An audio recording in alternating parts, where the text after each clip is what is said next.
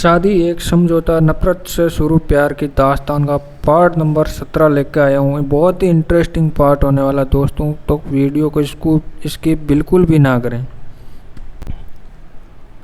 अब ऋषभ वहाँ से आए। ऑफ कोर्स उससे शादी करने के बाद तुम्हारा फ्यूचर और अच्छा हो जाएगा। मेरा क्या है रिद्धिमा, मैं सिर्फ उससे अपने फ़ायदे के लिए शादी कर रही हूँ। ऋषभ लेकिन शादी तो कर रही हो ना रिद्धिमा।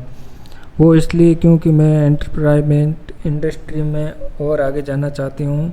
उसके लिए मुझे ऐसे इंसान से शादी करनी थी जिसकी वजह से मैं ऐसा कर पाऊँ। और अक्षित रायचंद वैसा ही है और मोस्ट इम्पोर्टेंट वो मुझसे बहुत प्यार करता है।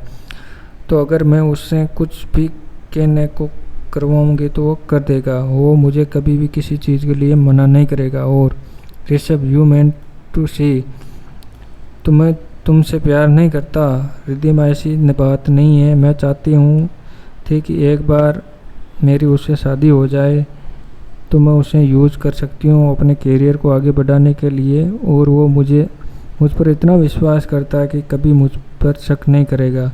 और ये सोचना भी मत कि शादी के लिए मैं तुम्हें छोड़ दूँगी।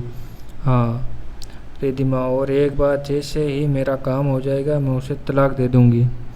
ये सब अब जब तुम शादी कर रही हो तो मैं भी शादी कर रहा हूँ। रिद्धिमा, तुम क्यों कर रहे हो शादी, किससे? वो गुस्से में बोली। ऋषभ, क्यों का क्या मतलब हुआ? तुम्हें अपने फ़ायदे के लिए शादी कर रही हो तो मैं अपने बदले के लिए शादी भी ना करूँ? रिद्धिमा, बदले के लिए? ऋषभ, हाँ, मैंने तुम्हें बताया था ना कि उस दिन कैफे के एक लड़की ने मुझे थप्पड़ मारा था। वो लड़की, इसके बारे में पता करवाया तो पता चला कि तुम्हारी बहन हो और उसकी बेस्ट फ्रेंड थे। रिद्धिमा, शिवान्या और तनिषा? हाँ। रिद्धिमा, तो अब तुम तनिषा से शादी करोगे? बिल्कुल नहीं, मैं तुम्हारी बहन से शादी करूँगा। ऋषभ, उससे क्यों? थप्पड़ तो तनिषा ने मारा था ना, राइट?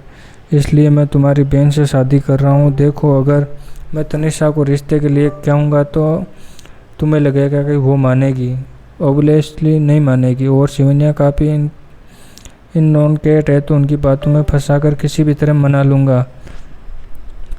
रही बात तुम्हारी फैमिली की, तो तुम्हारे पापा को बिजनेस डील के लिए ऑफर दूंगा एंड आई एम श्योर वो मना नहीं करेंगे। रिद्धिमा, हाँ, पर उनसे तुम्हारा बदला कैसे पूरा होगा? ऋषभ, होगा क्योंकि मैं तुम्हारी बहन को इतना हर्ट और परेशान करूँगा कि जब तक उसे पता चलेगा कि वो खुद को इन सब के लिए कोसेगी, पर तब तक काफ़ी देर हो जाएगी और वो कुछ नहीं कर पाएगी। रिद्धिमा, हाँ, और वैसे भी उसने शिवन्या के साथ तो कुछ ऐसा होना चाहिए। I just hate here. Rishabh, I hope हमारा प्लान काम करे। Flash back to and.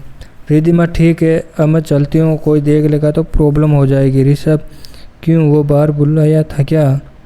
तब ये बात याद नहीं आई रिद्धिमा, तब तेरा दिमाग ख़राब हो गया था।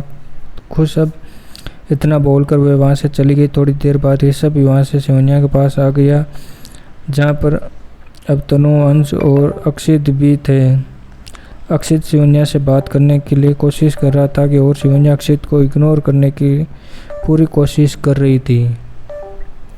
ऋषभ, वैसे भी तुम्हें नहीं लगता कि तुम्हारे फाइनेंस के साथ होना चाहिए? और उन्होंने अक्षित की तरफ देखते हुए कहा। अक्षित, अरे ब्रो, तुझे तेरी होने वाली बीवी के साथ थोड़ा पर्सनल टाइम चाहिए तो बोल देता, हम ऐसे ही चले जाते। ऋषभ, अरे नहीं, ऐसी बात नहीं है। अंश, हाँ, अब हमें भी समझना चाहिए कि इसको पर्सनल टाइम की ज़रूरत होगी। चलो हम चलते हैं। इतना कहकर वो तीनों वहाँ से बिना कुछ बात किए चले गए। ऋषभ, सॉरी शिवन्या, मेरा वो मतलब नहीं था, बिल्कुल भी नहीं था। तुम वो शिवन्या, आई नो, तुम रिद्धिका के लिए ऐसा बोल रहे थे। ऋषभ, हाँ बिल्कुल, अब देखो ना, वो वहाँ अकेले खड़े हैं।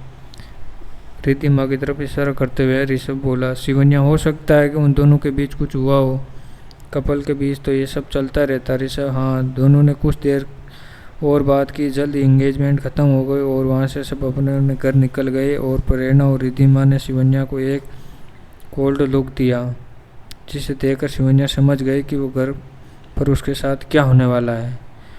वो बस भगवान से प्रार्थना कर रही थी और सोच रही थी वैसा कुछ भी ना हो। तो दोस्तों, अगले चैप्टर में बताएंगे कि आगे शिवन्या के साथ आखिर क्या किया रिद्धिमा और उसकी माँ ने। देखते रहिए वीडियो। बहुत ही इंटरेस्टिंग पार्ट होगा अगले वाला, और चैनल को सब्सक्राइब करना बिल्कुल भी ना भूलें।